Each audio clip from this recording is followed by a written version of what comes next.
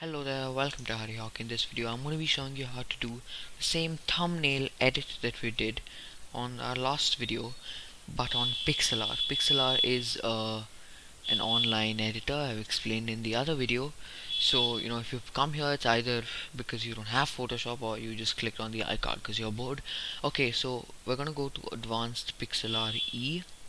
After going to pixlr.com, that's the website that we're going to be using. Then you just click on create new, and yeah, then we go to the name thingy and like this place, and we just type in 1080 by 720. So if you go and just do a quick Google search for YouTube thumbnail size, you see that it is 1280 by 720. Okay, oops. So 1280 by 720, and you just I tick off the background because I want it transparent. I click create, and I have a huge empty thing. So now I'm just gonna find the background. So I want to go here, and yeah, this one and this one, these were our source images. So this is the first one. Just copy the image, go here and paste it in. Yeah, and it's since it's using everything online, it's going to be quite a bit annoying, and it's going to take a little bit more time than expected. But we're just going to place the vortex here, go to this weird dude, copy the image, go here, paste the image. As you can see, it's creating new layers every image that we put. We're going to keep him, make him a little bit bigger, and yeah, then I'm just going to click away. Now I'm going to click then I'm going to select the layer of this guy, and then find the eraser. This is the eraser tool, and we're gonna have to manually do it, I think. Wait, yeah, we can do it with the magic wand. So there's a magic wand here. We just click, and then it selects it. You just press backspace. You click here, backspace. Click here, backspace. That's a workaround. And then you click. You're gonna have to. I don't think it's possible to this thing make a stroke using this. So you're gonna have to stick with this. So maybe I'll do a video on how you can get Photoshop for free. Maybe that would help you guys, help it out.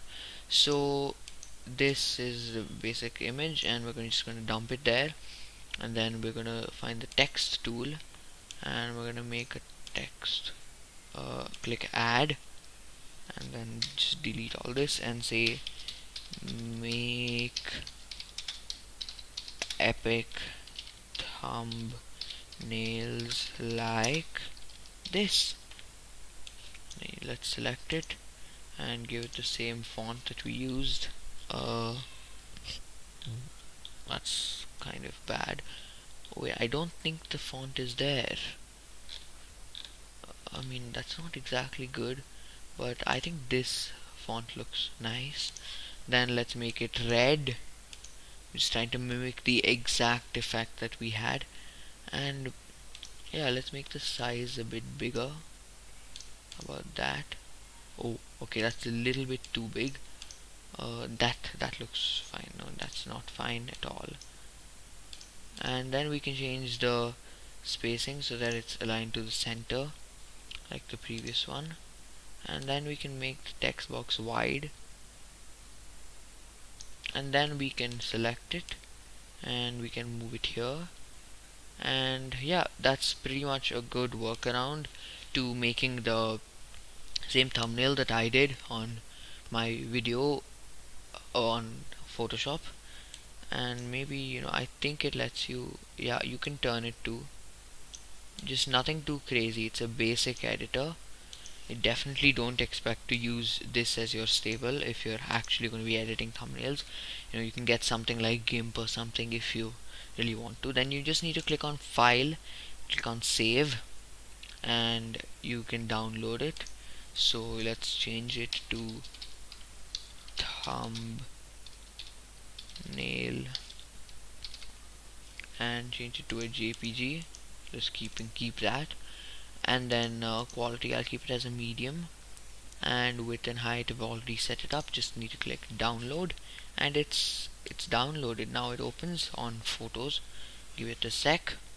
Yeah, so you can see here that the thumbnails exported pretty well, except for the small white border around it. But I guess that's just gonna have to stay. You don't have much of a choice. But you can see that this is a good workaround. It works fine. So if you don't have Photoshop, you can use this pixel art thing for the same effect. Thank you so much for watching, and bye.